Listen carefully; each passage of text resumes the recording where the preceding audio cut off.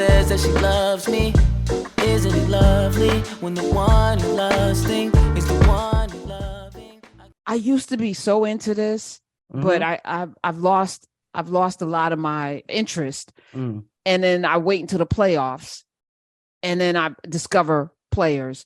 But I had to lean into Victor Wembanyama. Is that how you say that? Wembanyama? Wembanyama. Some people call him Wemby, Big Wembanyama?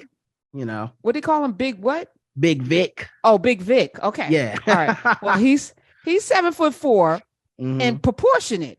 Yeah. But the images of people interviewing him though look wild, but he is completely proportionate. He is 19 years old, 7'4", and as he was picked number 1 by the San Antonio Spurs. I'm loving this because he's French. So Tony Parker, this is the legacy of Tony Parker. But I'm also looking at the NBA's takeover by non-Black Americans, right? So you got Giannis Antetokounmpo. I just mentioned Tony Parker, Jokic, who's not Black, but who's Embiid. You got a lot of players, and this guy is supposed to be like the next Kareem Abdul-Jabbar, probably better. He looks more athletic than Kareem was at that age.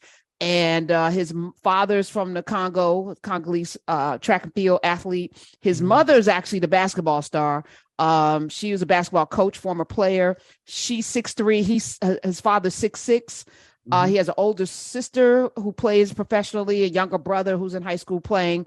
The grandfather was a professional basketball player. His grandmother also played basketball. So he's got that, honestly. He also plays soccer. He's a goalkeeper. He also practices judo, like Zuckerberg. He kick your ass. And it was his mother, though, where he who taught him how to play.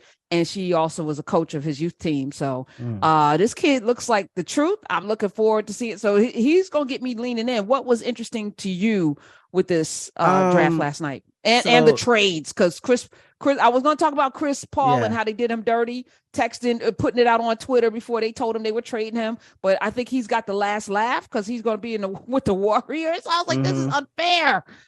Thoughts and prayers. I have lots of thoughts. But first I'll say is this Victor Wembanyama and Giannis and all these cats are the enduring legacy of David Stern and Michael Jordan. Like, they globalized the game, the dream team, all that global impact that they were making that whole time. We're seeing the fruit of it now. Like, these were kids when they went over there. Some of these kids weren't even born yet, and the globalization of basketball ended up with us getting talent pools from people that, we never even saw coming. So, I hope Wemby lives up to every expectation that he's gotten. I've never seen a 7'5" guy move like him, shoot like him, all that stuff.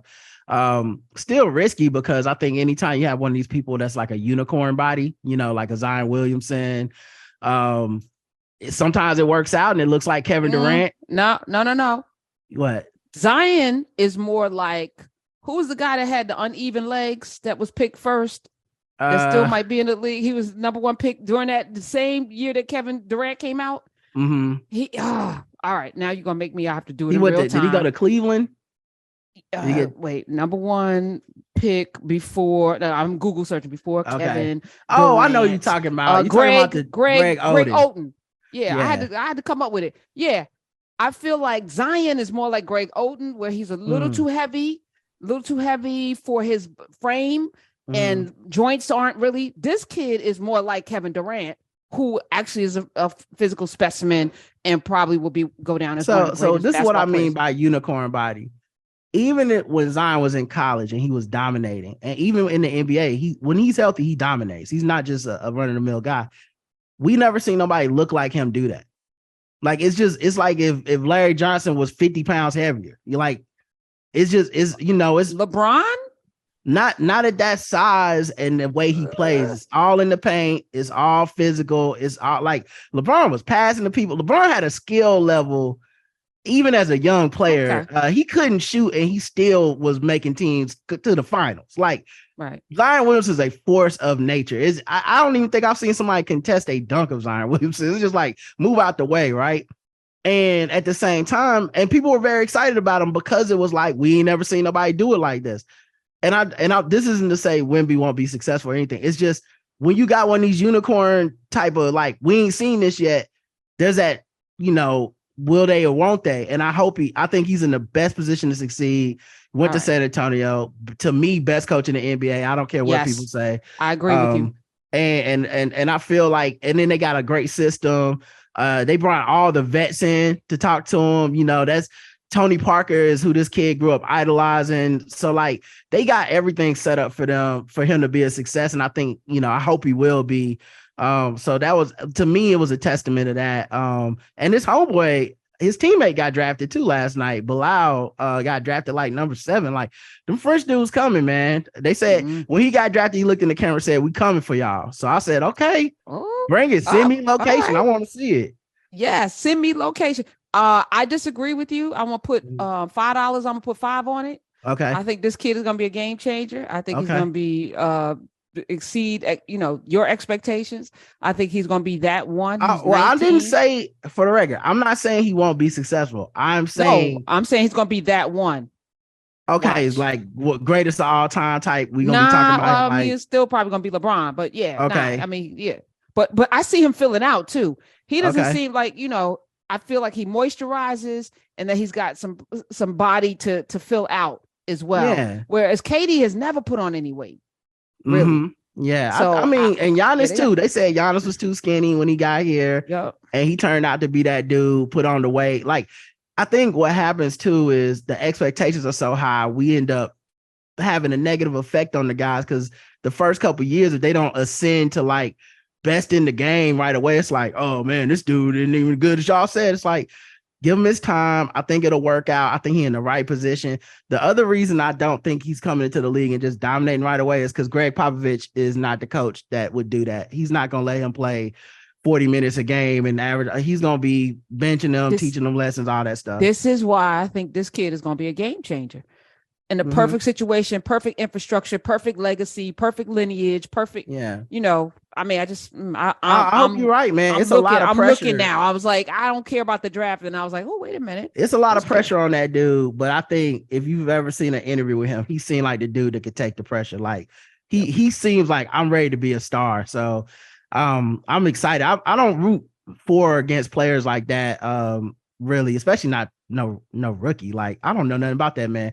But I always root for greatness. I want to be alive and see the next thing that I didn't think I was going to see. And if I see a 7'5" perimeter player giving the NBA buckets from France, I never would have had that on any, prognostication in my life. So I want to see it. But yeah, I'm looking forward to seeing what he can do.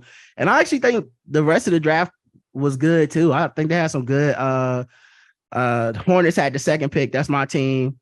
We picked Brandon Miller from Alabama. I think he's good. Scoot Henderson went to the Blazers. That's gonna cause a bunch of drama because they talking about they might got to trade Dame Lillard now. Yeah. He tried. He's kind of Dame's kind of on the fence, right? Because at once he's this, I'm a hometown hero. I don't need no rings. I'm a legend in my own city, and he's been saying that for years. But then they just drafted this kid and they didn't go out and trade and try to get another player. And now the rumor is he wants out. And I don't know if you can't have that both ways, right? I feel like people grow, Roderick, and then they change. This is the cycle of life. Okay. When you know better, you do better. Hell, I changed my mind yesterday about something that I was sure about the day before. Okay. I was like, well, maybe let me look at this differently. I feel like that, when you get better information and you start to look around, you should be constantly reassessing. I'm with the reassessment. 866-801-8255.